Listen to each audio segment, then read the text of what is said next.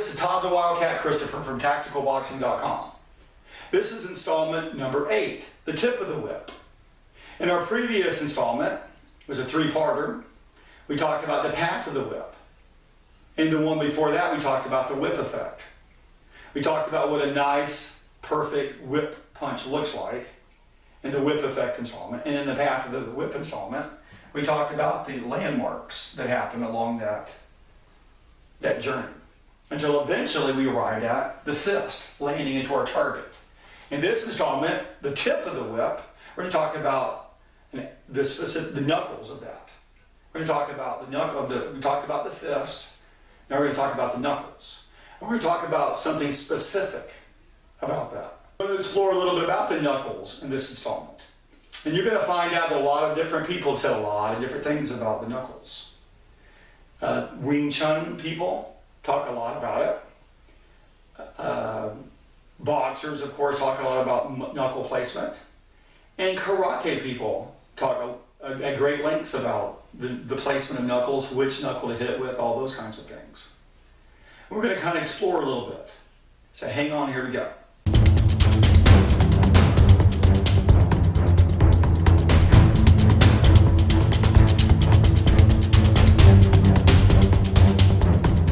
Let's talk about the tip of the whip. What's the final part of your body is going to strike the target?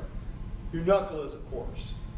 There's a lot of debate about where the very tip of the whip is. In other words, which knuckles on your hand are impacting your target.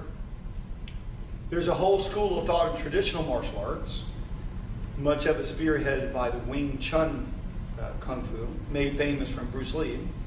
And they say that they want you to hit with the last 3 knuckles of your hand.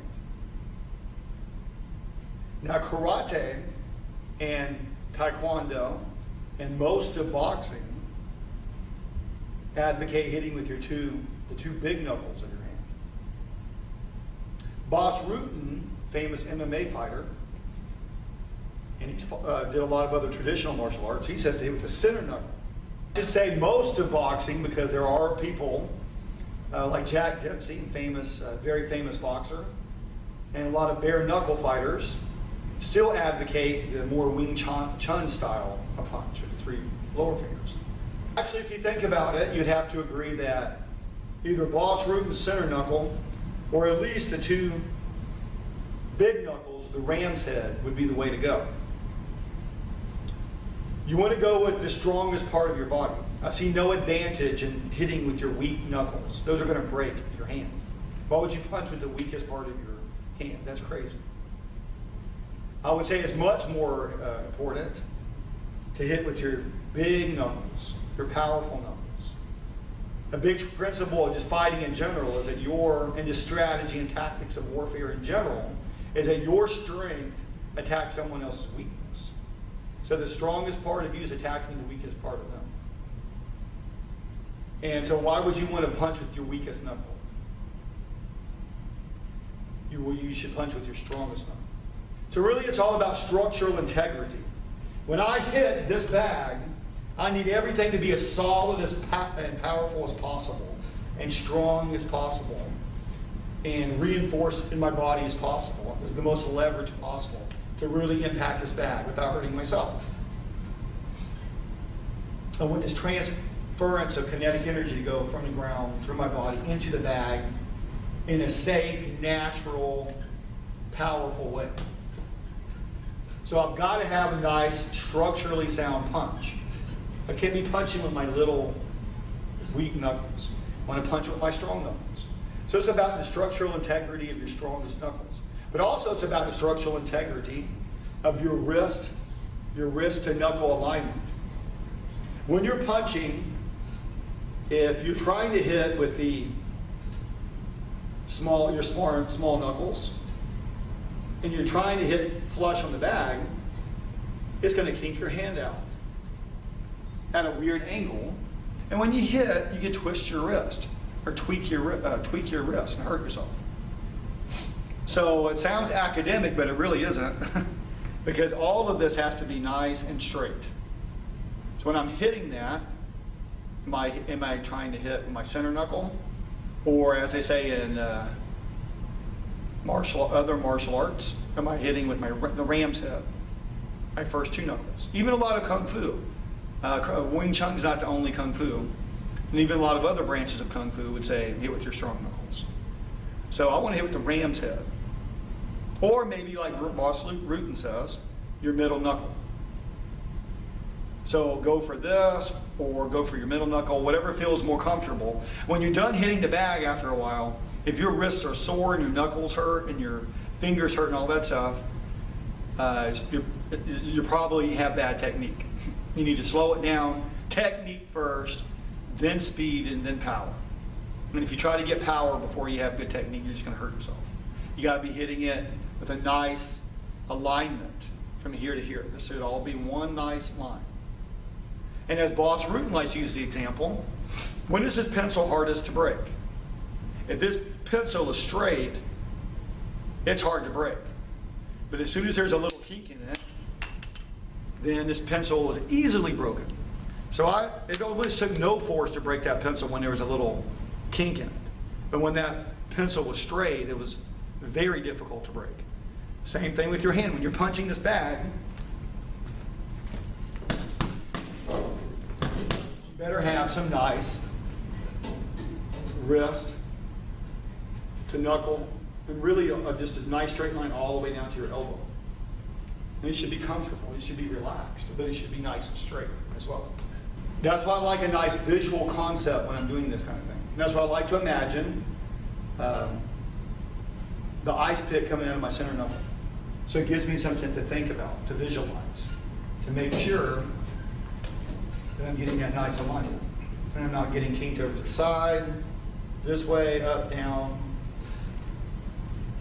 getting crunched over, kinked over, all this stuff. This is dangerous. You want it nice and straight. Everything nice and straight. And you do that with make sure you're hitting with the correct knuckles. A lot of times they'll do push-ups in Taekwondo and Karate class. They'll do push-ups. And they'll do them on their knuckles. And back in the old days in boxing, they used to do knuckle push-ups to condition your wrist and your knuckles. A lot of times modern day boxers are kind of cheating that. They're figuring that their hands are protected with the gloves, so why bother?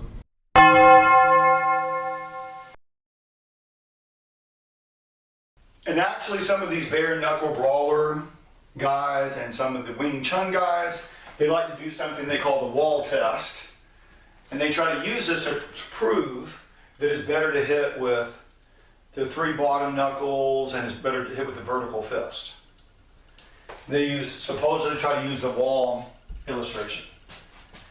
And they lean on the wall like this and they say, now don't you feel more secure by doing this? And they trying to advocate that your body's more structurally sound by doing this. Well, there's a couple problems with this thinking. One, whenever they do the test, they always have their hands way up high. Well, when you punch someone, you don't punch someone up like that. That's kind of artificial test. That doesn't make any sense because that's not really replicating a real life situation.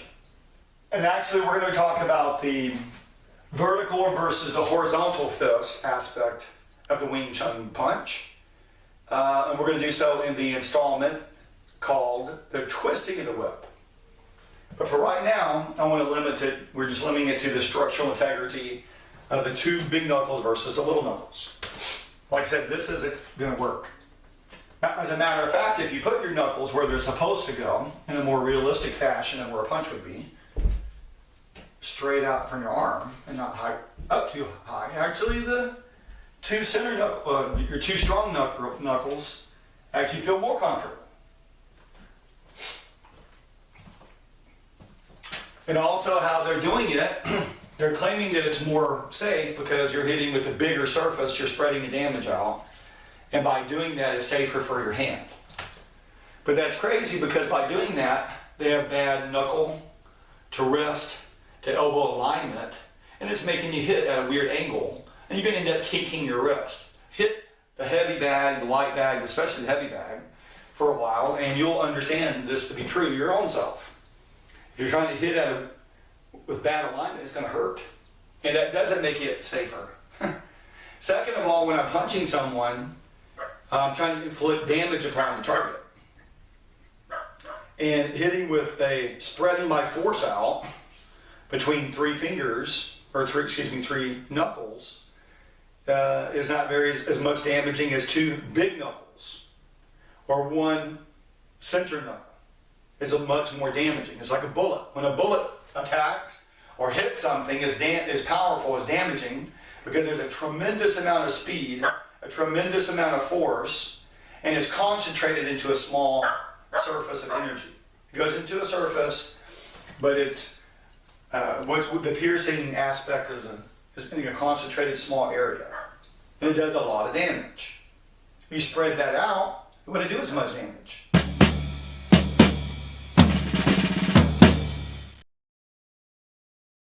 Well, until our next installment, remember, the more sweat in the gym, the less blood in the ring. This is Todd, the Wildcat Christopher at tacticalboxing.com, signing off.